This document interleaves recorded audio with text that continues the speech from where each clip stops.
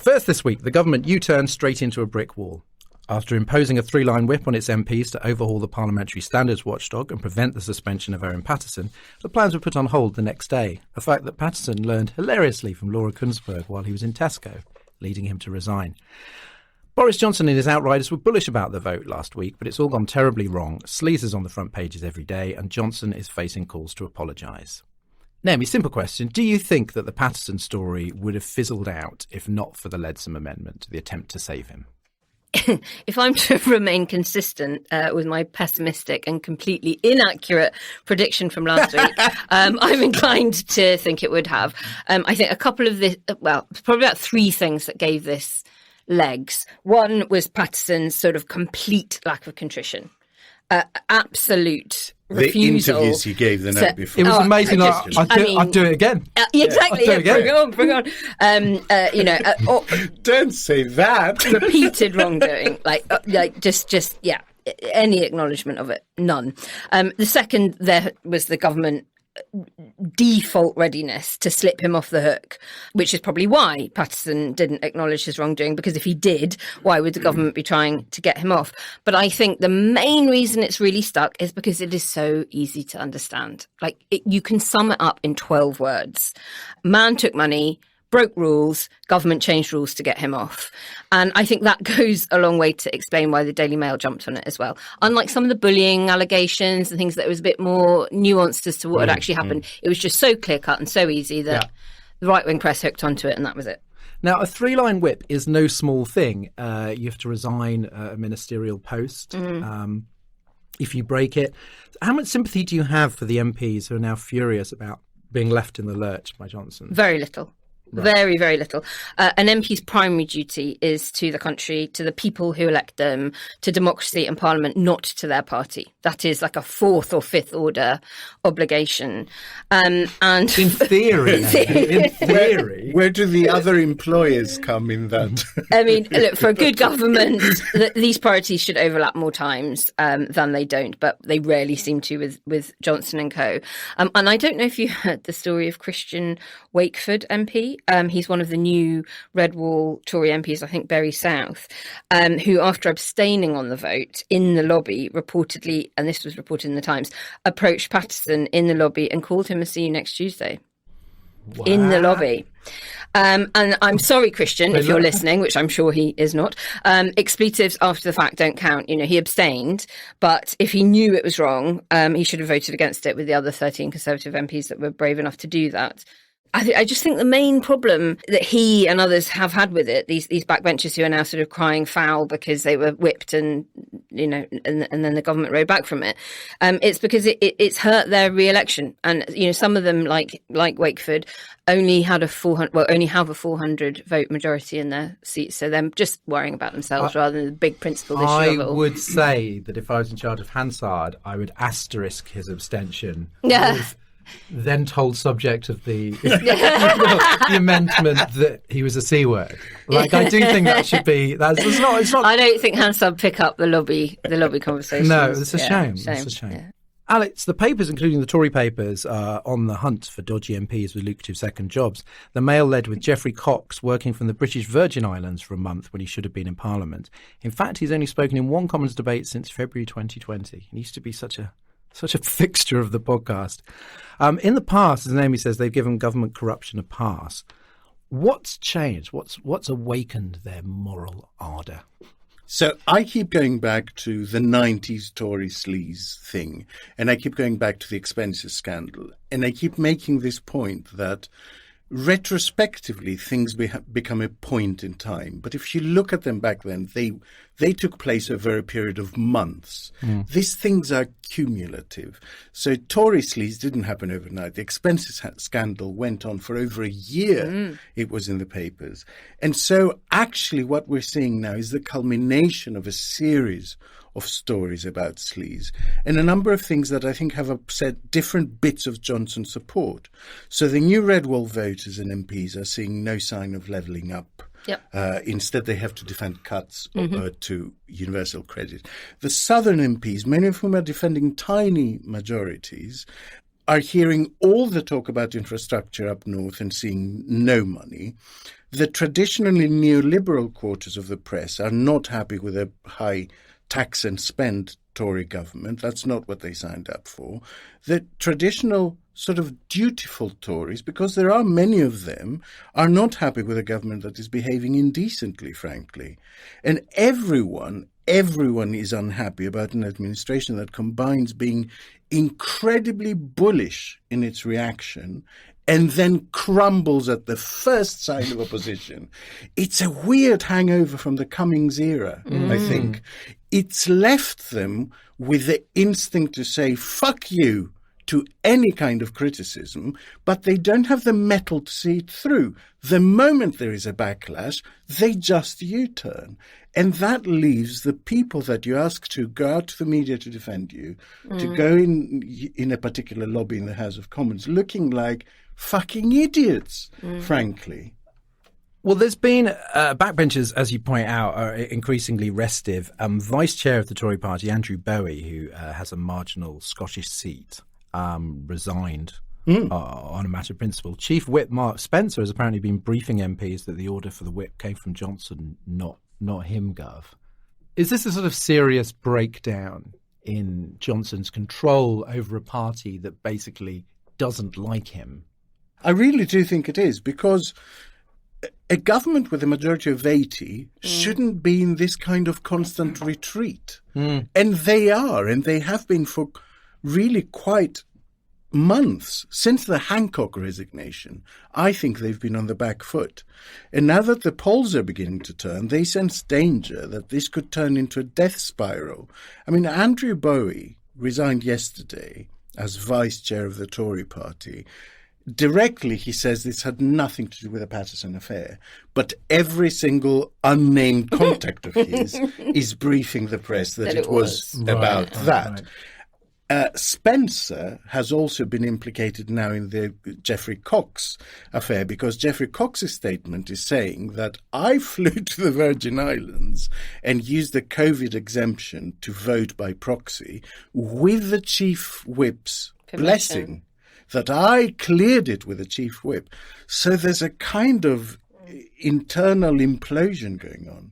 And it's delightful to see, frankly. Naomi, it is fun. It's nice. Let's start with Cox, Naomi. Like Johnson and Raab, Cox has said in a statement it should be up to constituents to punish corrupt MPs. Obviously, he didn't call himself corrupt, but, it's up for MPs to make their call. But he's got not a majority of over 60%. He literally has over 60% of the vote in his seat. So when parties matter much more than individuals, and we saw this in, say Beaconsfield, where Dominic Grieve, a wonderful, dutiful, as far as I can tell, sort of fairly impeccable MP, was ejected from the Tory party and stood as an independent, voters just went for Joy Morrissey, who is a lunatic.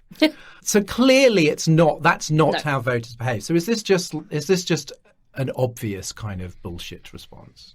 Even if North Shropshire wasn't a very safe Tory seat, which it is, then I think this stance is farcical for both Johnson and Raab, and they know that it is.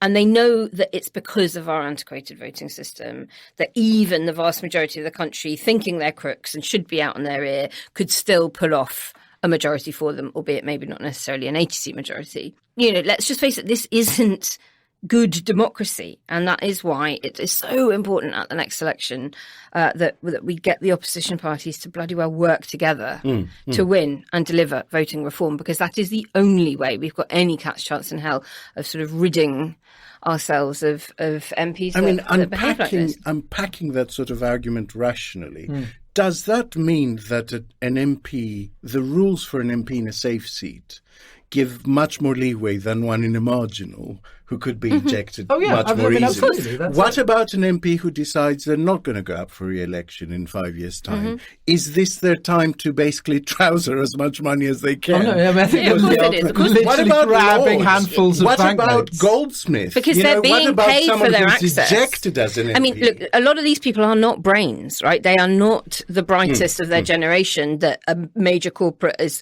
going to be falling over themselves to hire for their strategic insight. They are buying their time because of their access. This is cash for access. Well, the carnival will move on at some point. Naomi, do you think there will be enough pressure to lead to tighter regulation of second jobs? You know, if not an outright ban, because of course there are many kinds of second job, from, you know, working for the council to putting in a shift at A&E during a pandemic, shift at A&E to sort of writing novels. You know, not every second job is a kind of gateway to corruption. do you think that could lead to exactly the kind of reform that the Tories did not want? I bloody hope so. And if it doesn't, then Labour have got a drum to beat all the way to the next election. And of course, there is a big difference between the jobs where they are on the make, and, you know, there are too many snouts and not enough teats, and those that are just a distraction from their work but aren't, you know, lucrative and dodgy side hustles. Because I just don't see how it's tenable to be an MP with a second job. Almost every employment contract I've ever had to sign has had a clause in it saying, and you will not take on paid work, any other paid work. And even some have had a thing about voluntary roles that may take up more of my time than my employer would see reasonable as seeking permission. At the moment, we are facing multiple crises, whether it's climate change, a pandemic which now seems endemic, obviously all of the disruption with the economy over Brexit and other things. And it should be a full-time job at the moment to be an MP. And the good MPs that I work with do. I mean, they are exhausting themselves keeping on top of casework, reading everything they need to do before a select committee. You know, and of course it is. And so those decent, hard-working MPs are, you know, completely rushed off their feet because they're doing their job well. And if some MPs are spending 16 hours a week plus planning a legal defence for a tax haven, I'm not sure they're doing the job properly. And for Geoffrey Cox, it almost looks like being an MP is his second job.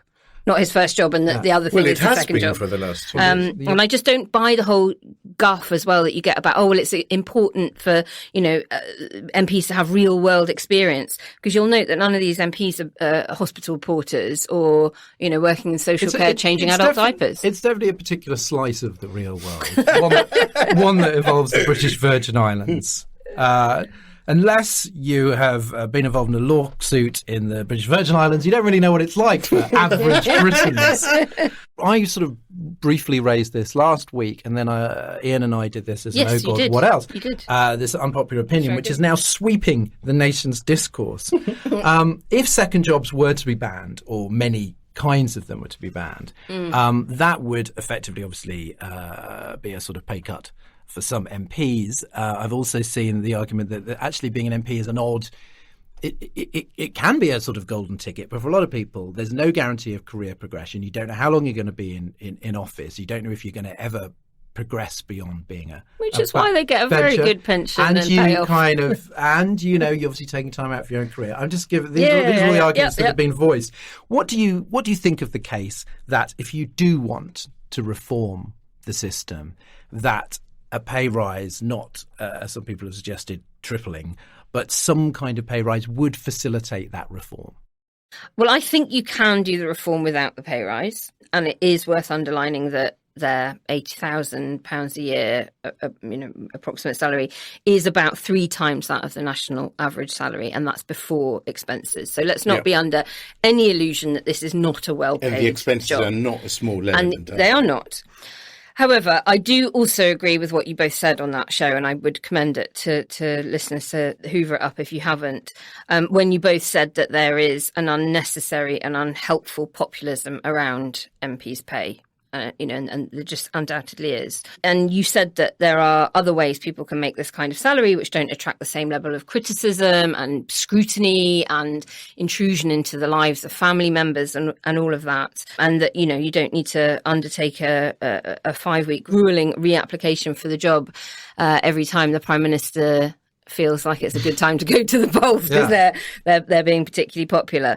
But, you know, maybe we just need to go for the full Athenian model and just be like, right, like jury service, your time's going to come around, you're going to be an MP, and that's how we do it. Because, you know, frankly, when you look at the state of a lot of our parliamentarians at the moment, it does make you despair, and you just think, let's get rid of them all and start again. There's got to be a better way of doing this. The Athenian model, I feel compelled to point out, sort of had about I was looking at you when I said 6 slaves per Athenian. That's sort of what allowed them to spend all day debating stuff. So.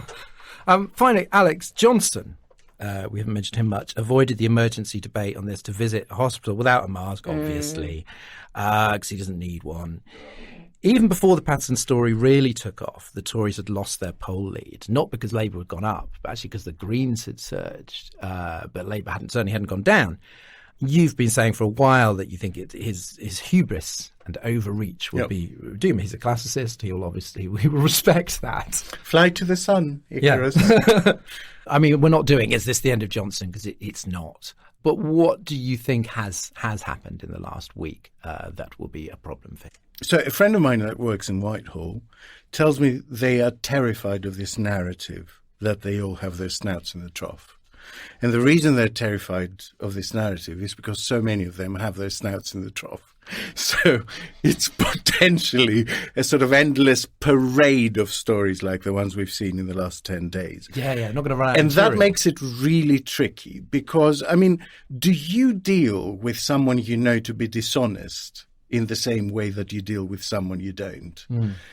Once the narrative that they're untrustworthy and they're looking to see what they can grab for themselves permeates through to people, everything is assessed through that prism. Every contract, every consultancy, every use of a departmental credit card, every biscuit requisition form is going to be looked at by the press and filtered by voters through the prism that they are dishonest. And if one accepts the cynical view that many of them are in this primarily to eat from the trough, to use this as a golden ticket, then being in power is not enough. They need to be in power with no one looking too closely. And now everyone is looking very closely. So their ability to get rich is compromised, which is fatal for Johnson. I think they will be looking to replace him. I really do. Well, let's not set a deadline there. Let's not be a hostage to fortune. Let's not, but you know what they say about collapses. They happen slowly and then very, very quickly.